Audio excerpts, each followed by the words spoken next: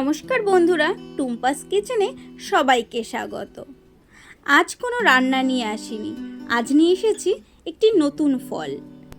এটি একটি লুপ্তপ্রায় গাছ। এটি হলো খই বা খই ফল, কেউ বা বলে খই বাবলা। ফলটি জিলাপির মতো দেখতে হয় বলে এটিকে অনেকে জিলাপি ফলও বলে। হিন্দিতে এই ফলটিকে বলা হয় গঙ্গা ইমলি। এই গাছটির বৈজ্ঞানিক নাম পিথেসিলোবিয়াম ডালসি। এর আদি নিবাস মেক্সিকো ও তার পার্শ্ববর্তী দেশগুলোতে। স্প্যানিশ ও পর্তুগিজরা একে ইন্দোনেশিয়া ও ফিলিপাইনে নিয়ে আসে। এরপর এটি নানা দেশে ছড়িয়ে পড়ে।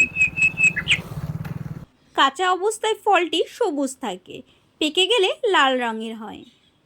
এই ফলটির খোসা ছাড়ালে ভেতরে সাদা খইয়ের মতো পাওয়া যায়। এটি খেতে বেশ মিষ্টি লাগে। ফলটির ভেতরে কালো বীজ থাকে।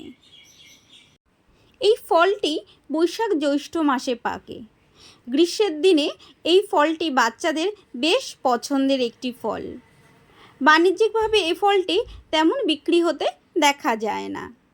এই ফলটি আপনারা পেলে অবশ্যই একবার খেয়ে দেখবেন, খুব সুস্বাদু একটি ফল। এটি যথেষ্ট উপকারী একটি ফল।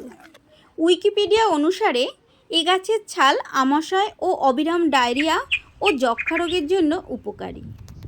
এর বীজ আলসার ও আরামদায়ক। কফ নিঃসরণ ও পাতা পিত্তাশয়ের রোগে ব্যবহৃত হয়।